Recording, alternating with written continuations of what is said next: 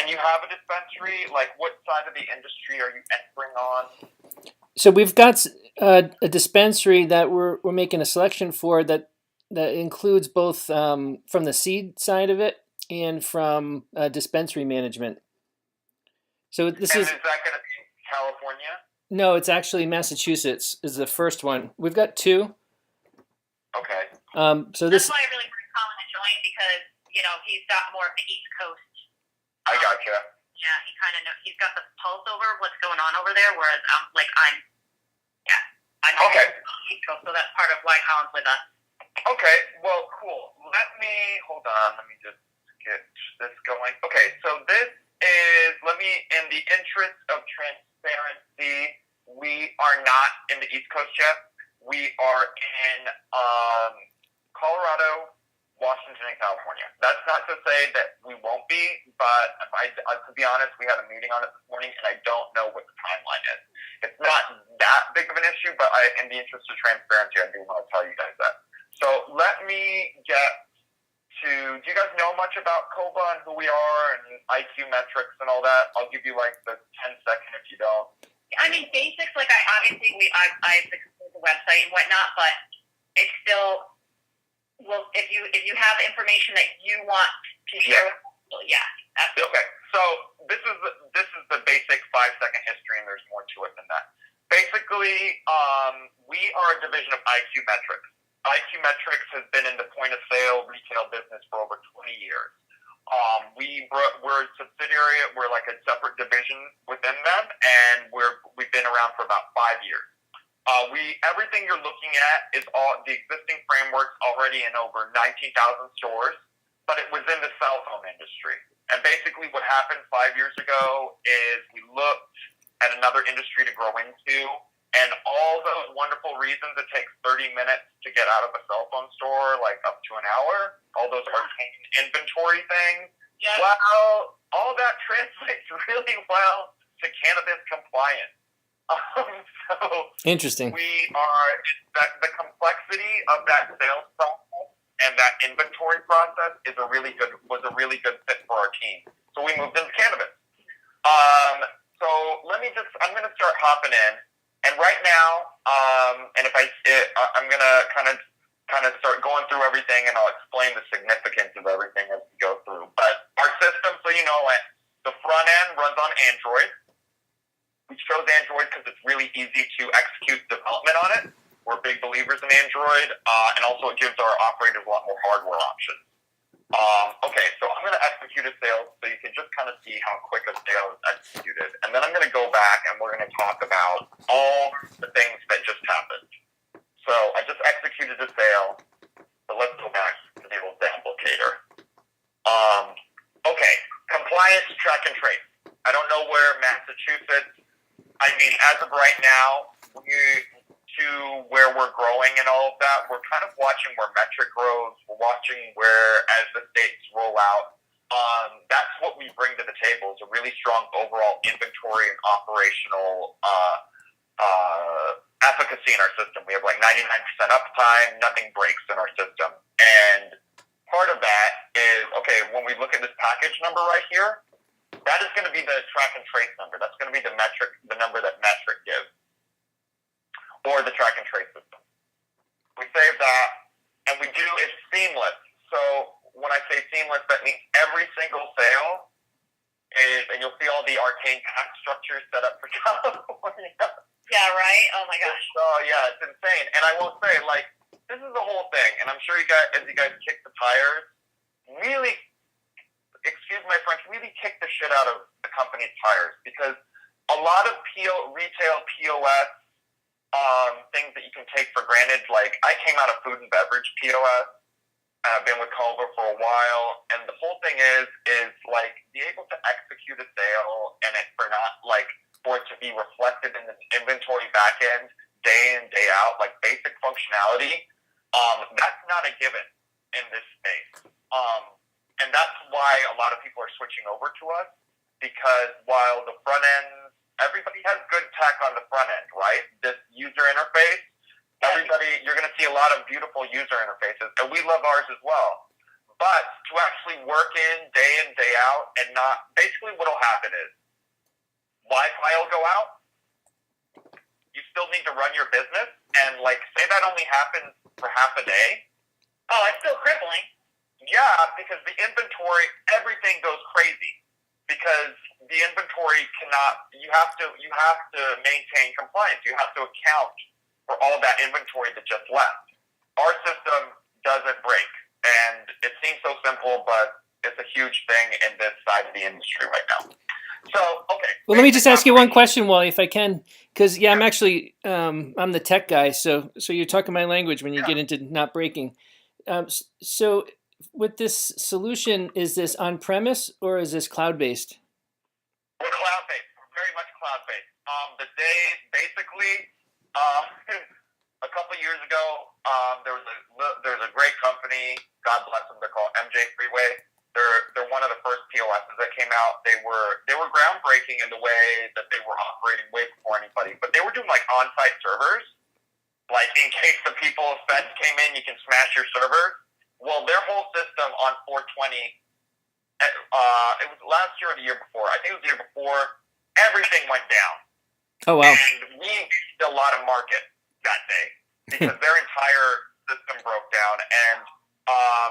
We were just like this Canadian company before, but all of a sudden a ton of people came onto us because it was, and MJ Freeway's never really recovered since then because it's known as like Black Friday, the 420 that went down. You'll come across, I promise you, it'll come up in conversation, be like, were you there for that? It was a huge event. Oh, wow. A lot of people were completely, the system completely, bad words, the bad. Wow, that's pretty wild. Yeah. So for you guys, Yeah, if you have Android on the front end and you're cloud based, if the Wi-Fi goes down for an extended period of time, how is the inventory and the information kept in sync if it doesn't have access to the servers on the back end? It caches, and it's a seamless. You won't even know what happens. The sales staff won't even know what happens. You can still execute the sales inside the system, and basically it just caches, and then when the Wi-Fi goes up, everything dumps back up to the cloud to maintain compliance. I'm sure it's a big deal. It was if we had a request, it's called our offline sales mode. It enables us to run delivery off of our tablets, like actually have a person at a door. If they don't have an LTE tablet, to be able to execute a sale, and then when they get back on Wi-Fi, the sale gets processed. But also, it was the biggest request when we kind of started, was like, do you guys have a Wi-Fi offline mode? And so we created it. It was our first like user-driven, client-driven development for our company. Oh, that's pretty cool. So then I assume in sort of, if there was, if we had, say, and we're larger than we are, so we had 10 workstations and people that were doing and adjudicating the sale, then would the different Android devices be able to sync to each other locally while Wi-Fi was off, or would each one individually sync the inventory that would be depleted once Wi-Fi was returned? Exactly. It's going to be the latter. Even with the internal network, it's not going to work like that. Right now, it's very basic. I don't want to make a promise that it's going to get bad within the internal network, that they're all going to be kind of interacting with each other.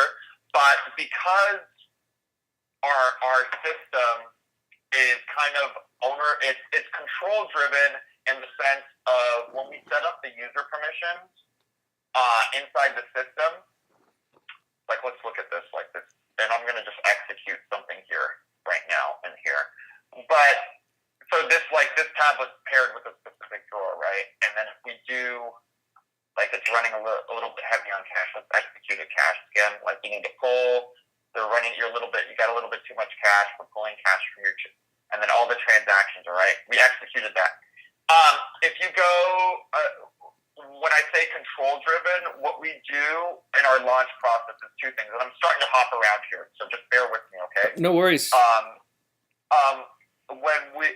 It's control-driven in the sense, give me 1 second.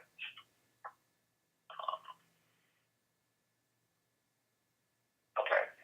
Let me know when you see the welcome Wally W screen. You see this? Okay, so this is this is the back end. This is the Ferrari under the hood. This is web accessible from anywhere.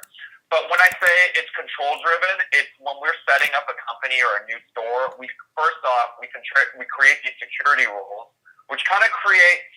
This is what we learned from Colorado. Because of the compliance portion, and I'm going to keep bringing it updated constantly. We've got Microsoft Azure servers on both sides of the coast for that redundancy. But the days of actually having the on-site server aren't really necessary. The tech is caught up, and the legalities are fine. There's no, we're completely cloud-based on that side. Great. Sounds perfect. Sounds really cool. Yeah, we're really proud of it. I mean. And that's like in the sense of there's just so much, like, we look to get to a place of operational, why we also do open API, because the retail portion, the overall inventory and accounting portion, we're really strong at, and we really believe in open API. We have preferred partnership because we really believe that other people can do the delivery portion better. Other people can do the CRM, the customer, they can do it better. We're focusing on maintaining the operations of the store, the actual retail operations. But more to a traditional store flow.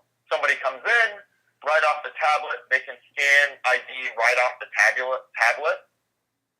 That's going to auto-populate this area, and we're going to set up your pricing groups on the back end. So one thing, I'm sorry to interrupt. One thing that would just help me kind of understand the flow. Could you take me from, so when we open in the morning, anything that would have to do to sort of start the day just from a point of sale perspective, and then just take me through a flow. A customer walks in, adjudicates a sale, just kind of end to end so I can wrap my brain around, because these screens are a little bit new to me. And no problem. Yeah, just trying to understand kind of what the workflow and the sequence is. Totally. So tablets are on their charging station. Wally, your first bread tender comes in. We have an API built in for HR for clocking in. So that would happen. So Wally would clock in. Good to see you guys. Hope you have a nice night. And then Dodgers won, yay. So there we go. And then they would pair their tablet. They just like basic good retail practices, right? They pair their tablet with a cash drawer.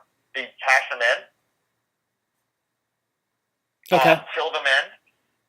And then they are, let's say today, hey, you're working reception today, okay? So we're fast forwarding a couple hours. Reception's going, customer comes in, Annie comes in.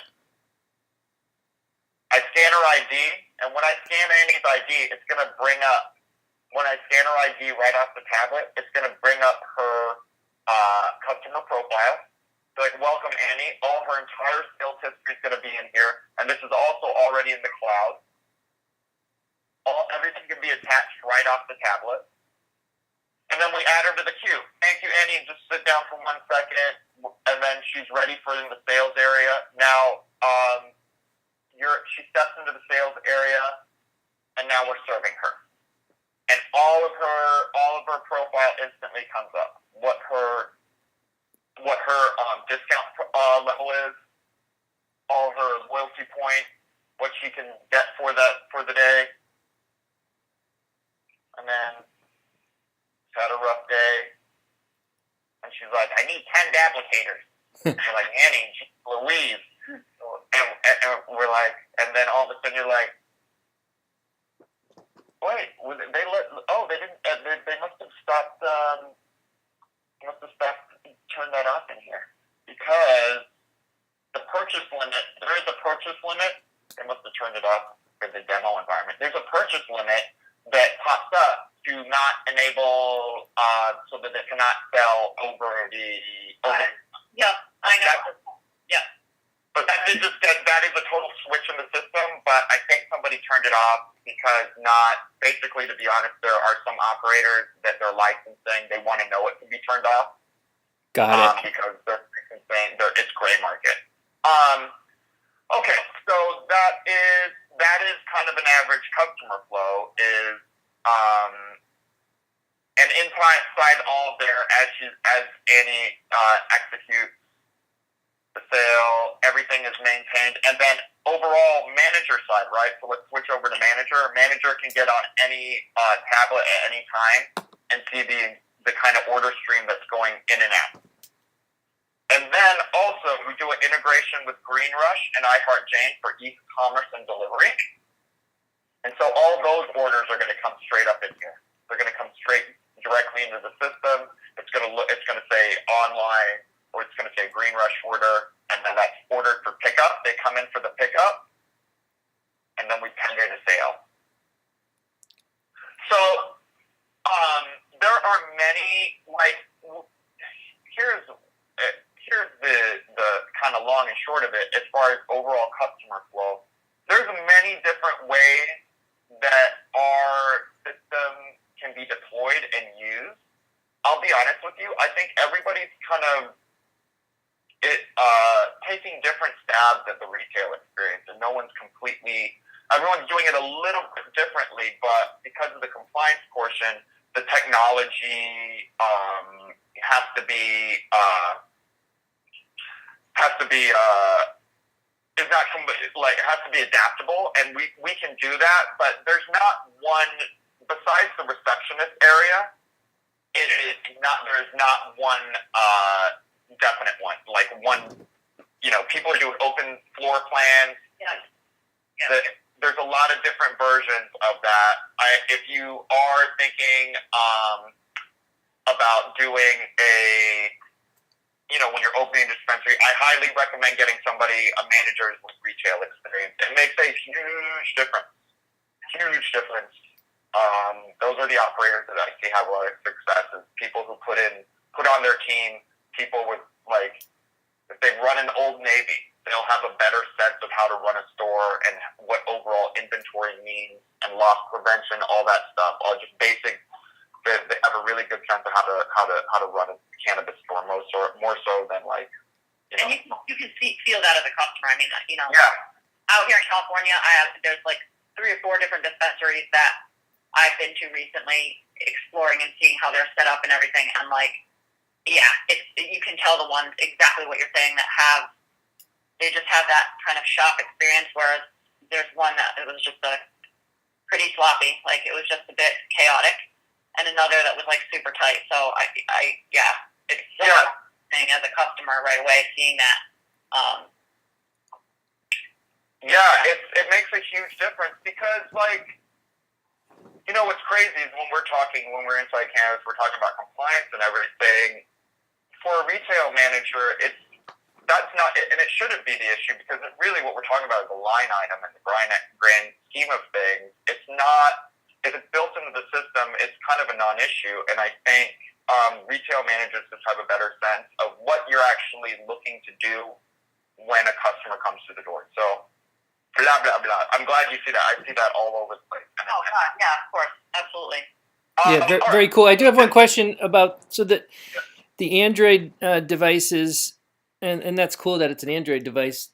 So then, are you prescriptive about the actual cash register, or do customers interact directly with the tablets? What's the kind of inch off the ground? Well, you guys skipping ahead. I was going to get to all the fun stuff. Oh, okay. We have some incredible fun stuff, but we will get there. Yes. Okay. So basically, let's say standard store flow is just like register. Scan the item with a barcode scanner. They execute the scale. Your sales staff executes the sales through the user interface that you just saw, and that's tendered through a register. But we have a thing called Express Checkout, which I'll hop to very quickly in a second, and that is what you're talking about. It's a little bit more expensive. It's a fully it's an interface for users to put. I'm sure. Have you guys been to, like, those new McDonald's or the movie theaters where you can make your own cart? That is what it is. It's a complete customers are able to fill their own carts and then submit them to tender. It's more of a fulfillment-based workflow. So there are actually operational differences when you deploy it, but it's beautiful. I'll show it to you in one sec. Very cool. This is just so basically what you guys can see what the overall internal CRM looks like. So that same customer that we're looking at, Annie, everything's on the backed up to the back end. You have everything that you took off the tablet. And then let's jump into the just analytics. We're really proud of our analytics portion. You're able to create ownership's able to create their own cards to compare all the different metrics. This is great for ownership. Ownership loves this, but more than just day-to-day operations. Everything's a downloadable CSV. We have there's a plugin for QuickBooks. All your necessary reports to run your business are all right here. We build out, when we do a launch, we do the user permissions and we do the catalog. So what a launch looks like is we send you sign up with us, we send you a big set of spreadsheets. It's not very big, but it's basically all the classifications of the people working in your store, all the products you're selling, and we create your entire catalog for you. And then you order your hardware. We don't sell the hardware. We have a hardware list, and everything sits in boxes. But we set up all this back end, and then we come in and do the installation in person. We do training in person, but we set up the entire back end. So when you turn on those tablets, everything's here. Everything, your entire product tree inside, and you're ready to go and process sales. But let me hop to Express Checkout to what you're asking. Do this. All right. Are you seeing Elevate Your Dispensary Experience? Yes. Okay. So this is unbelievable. But this is I should choose the one by mood. But this one right now is set up, can be branded specific. But this is what I'm talking about as far as this. We have people using this on everything from, what is this? Let me just make sure this share is working. Oop. Second. All right. There you go. Can you see the other page here? See Sadova in these tiles. Yep. Okay. Okay. So this can be cast on everything from a 10-inch iPad. This runs on iOS. Our sales does not. This can run on a 10-inch iPad all the way up to a 40 or 50-inch touchscreen. Cool. But customers are able to come in. It's totally interactive. And we're still maintaining inventory in here. And then we can add an order. We can make a cart. It'll say checkout at register.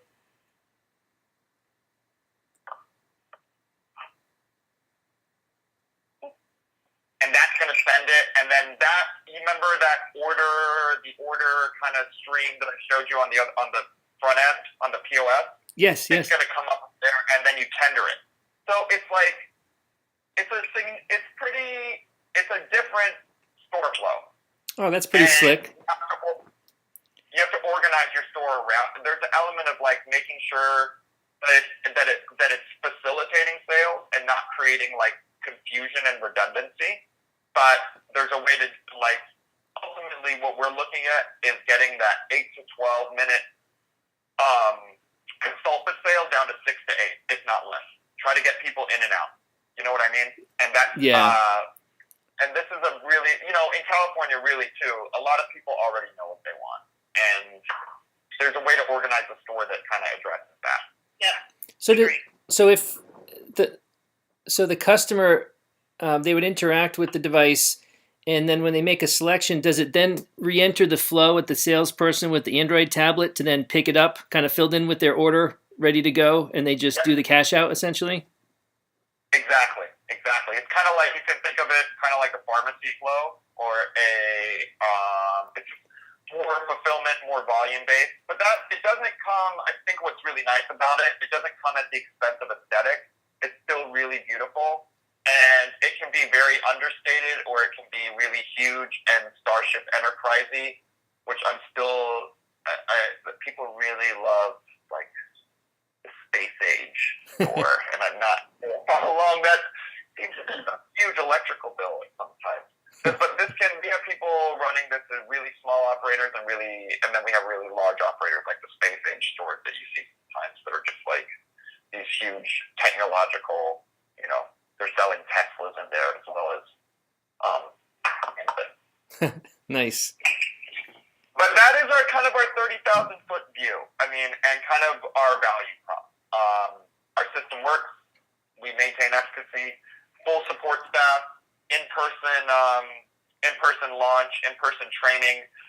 When you call support, it's our team. We don't outsource. We really pride ourselves that all of our functionality has been built out and formed by what our clients need.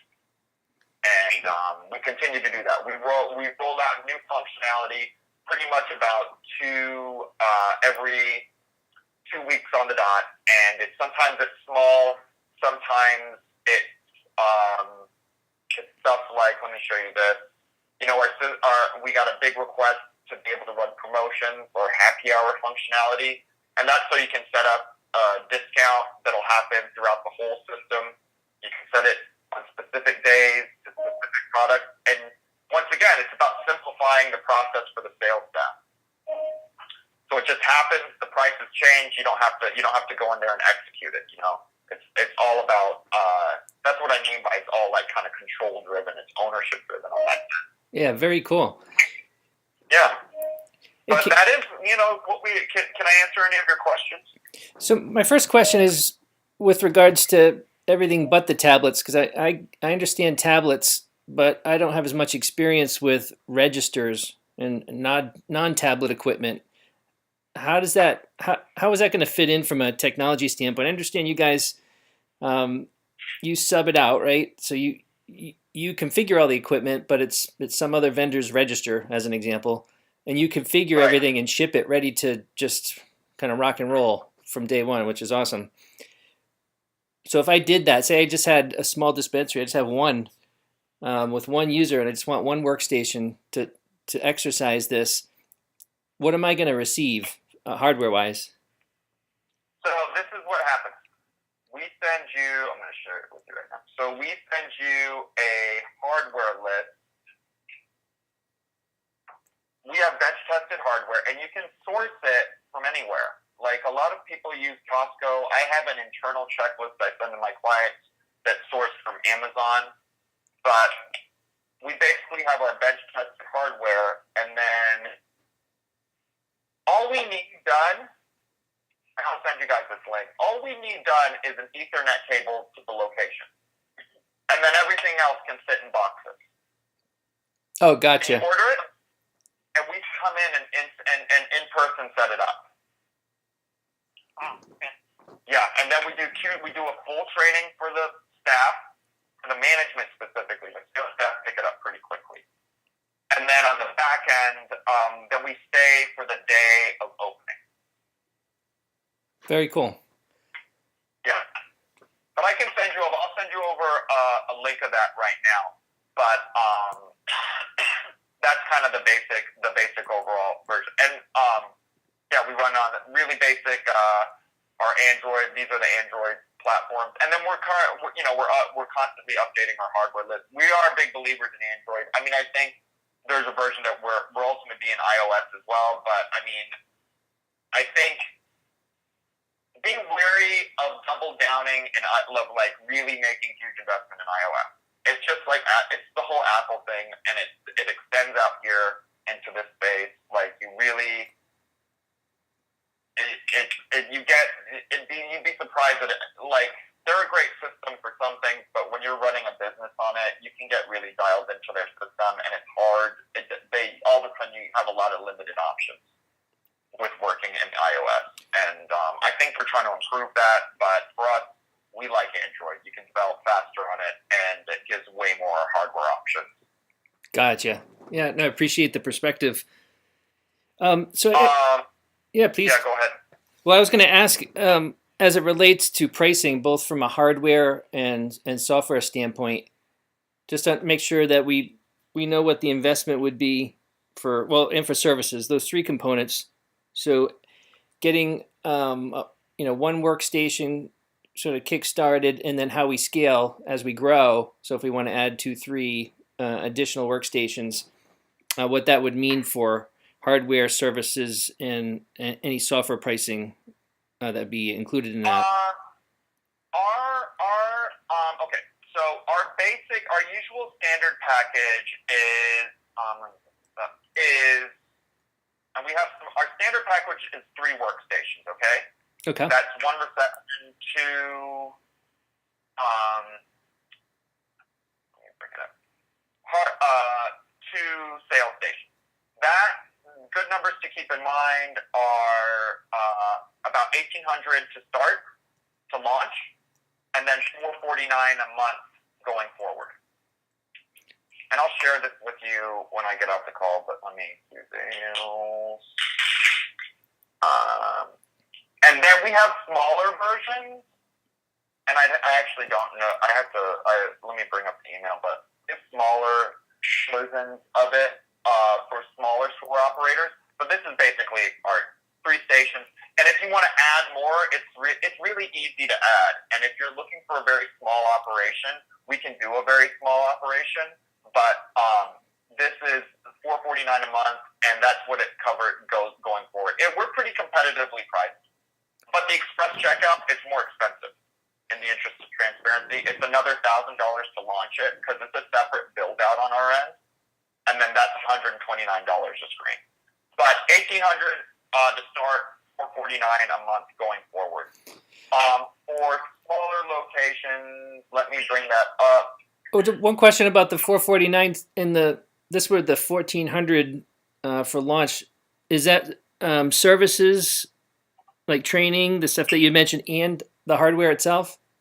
Yeah, the hardware we don't sell the hardware. So this covers all our services and the setup and the cloud subscription going forward.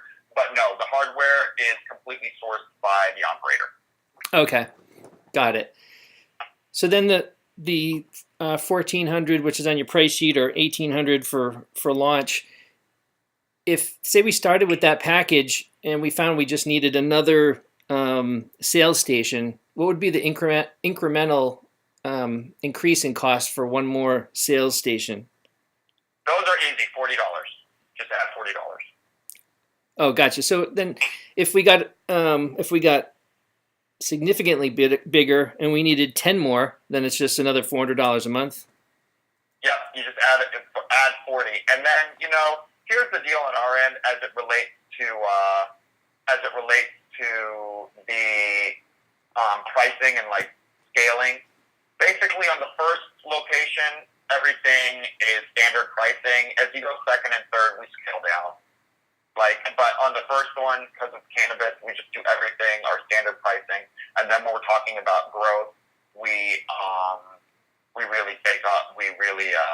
Then we'll scale down, and we're sensitive to that because we want to grow with our clients as well. Perfect. That's what I was looking for.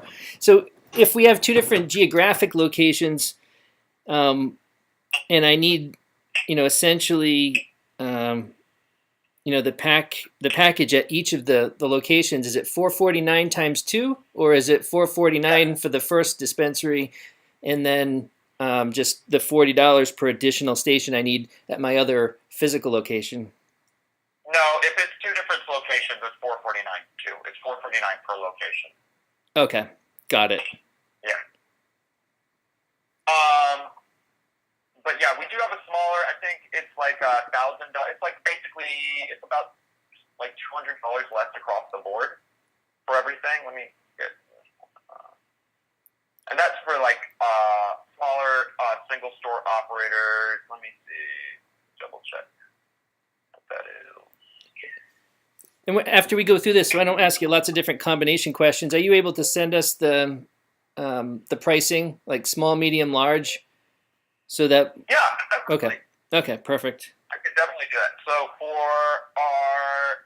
2 workstations, it's $1,200 a month, $379 for $1,200 to launch and $379 a month. Okay. And then for one, it'd be $1,000 launch, and then $299 a month. But those are usually for delivery customers. But I'll send all that over to get off the call. Okay, perfect. Yeah, just trying to wrap my brain around the different scenarios. And it changes, but there's like a lot of different sized operators out there. Is the thing, so we try to be sensitive to that. But that's kind of what we do. And do you guys do integration with the state? And I'll have to admit, I'm not well versed in that side of it, but electronic integration for states that are either talking about it or doing it. Well, that's the thing, and that directly relates to whether we're coming to Massachusetts. Is we have to look to see, right now, is if they're using metric. If they're going to use metric. If they use metric, we're good. But right now, we're fully integrated with metric, and metric's kind of the best as it relates to track and trace. So most likely, most states are going to be using that. But that being said, who knows? It can be a little bit frustrating with the way it's rolling out across the country. But we can't.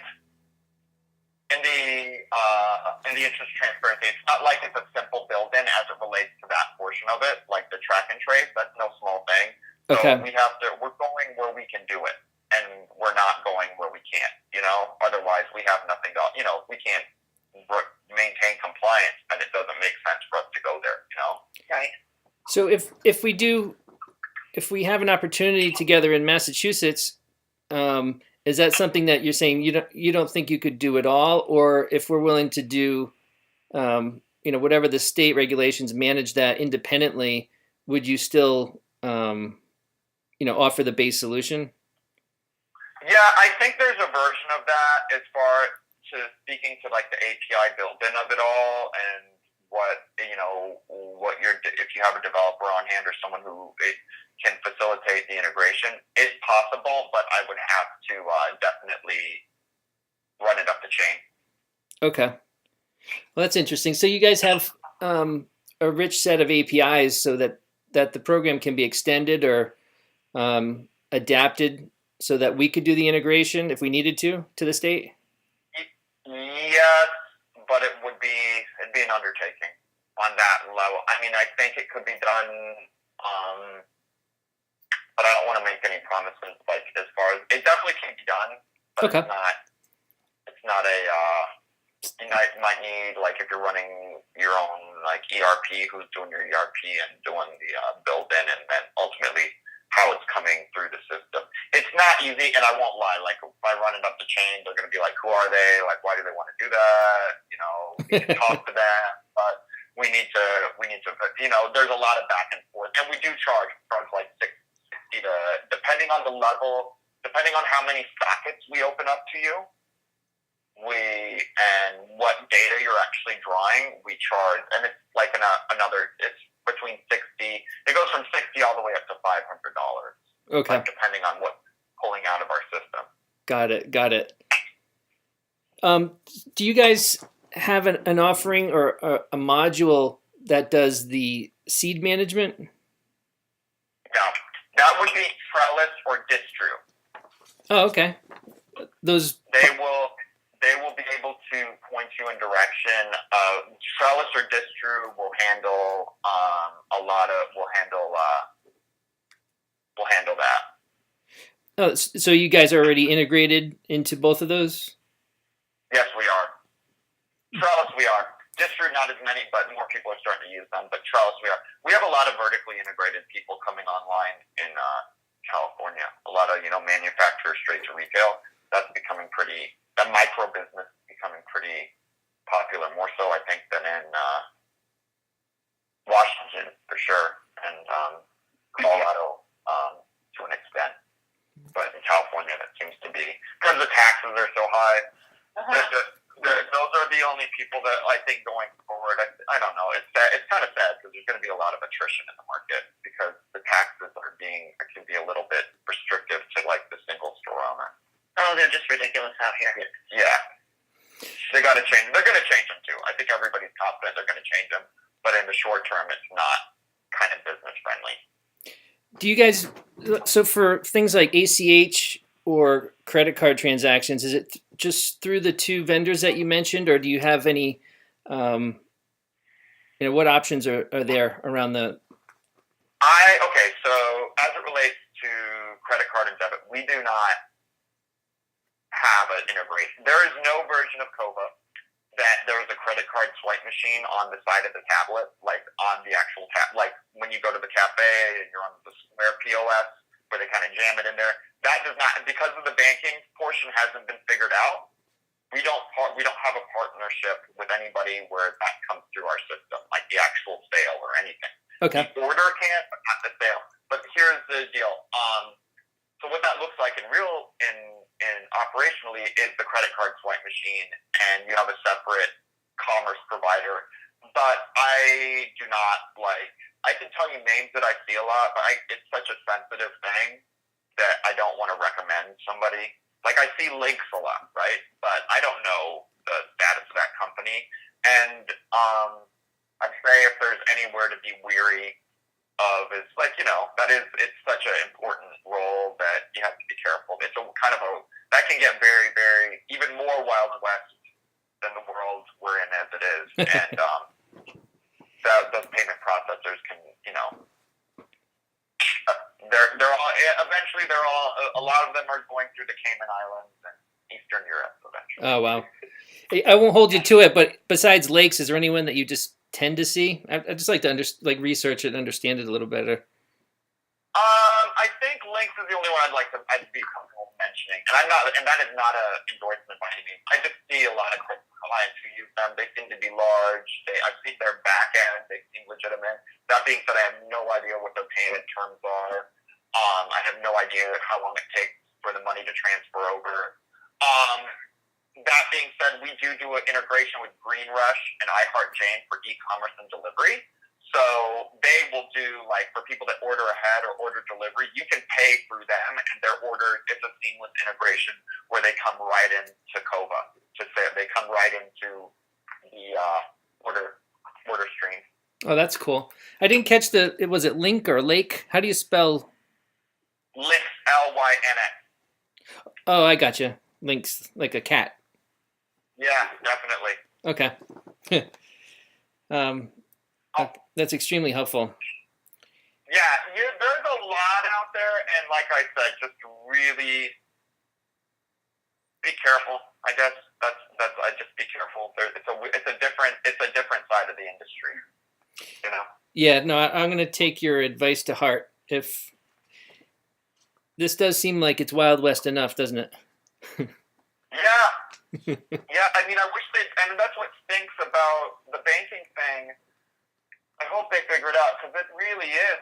Canada figured it out, and they're kind of, they're going to be a huge operator in this. I think they're going to kind of be the biggest space internationally is Canada, because it's not like it's perfect up there, but they definitely, it's much more straightforward, and the banking restrictions down here make it, it can be a challenge down here for people. I guess the only other question I have would be anything that you'd want us to that you'd want to share with us in terms of roadmap, or anything that would be in the upcoming year that would be able to bring back to the partners. Right now, what we're doing is we're doing two things. We're doing an integration with OnFleet, which is huge, to the delivery portion. OnFleet's a true logistics provider. They're a true delivery. That's going to enable our store operators to run their own delivery operations straight out of our system and not have a secondary. They can kind of develop their own. And then we continue to have I can send you over our integration list. We have quite a few already, but that's going to continue to build. And our product roadmaps, we're continuing to build out. Internally, our internal mandate is accounting, and accounting and compliance is what our teams really look at, is how we can maintain the tax structures and the overall inventory. And so it's not as exciting to talk about like that, but that's the stuff that like where our strengths are as a company. So that's what, and that's why we have open API, because we think these smaller companies can do these other things better than we can, and we're more maintaining day-to-day business. That's what, and that's not, it's kind of boring. But it's the most important part because it's compliance issue. There is one other question that did pop in my mind was, can a customer access your system from being a customer? Like, can they interact with our dispensary from home, from somewhere else? That would be unless you develop your own site, that would be through Green Rush or through iHeartJane. But okay. There's people I'm working with that they're building out their own sites that will build it to us. Oh, I see. So we could just set up a regular website, use the APIs, and then create our own branded website that could have almost shopping cart feel, or provide information, or have people place say an order for product or preference, and say we wanted to have it on hold. That's something that we could do with APIs? Yes, it is not a small undertaking. It's not super hard, but it is not a small undertaking, and we would charge you a monthly for that access to the API. Got it. And that's back to the, you were saying by connection or socket, those fees. Yeah. Okay. Yeah. Well, that's enormously helpful. Do you think there's anything else we should know? I mean, I thought, yes, it looks great.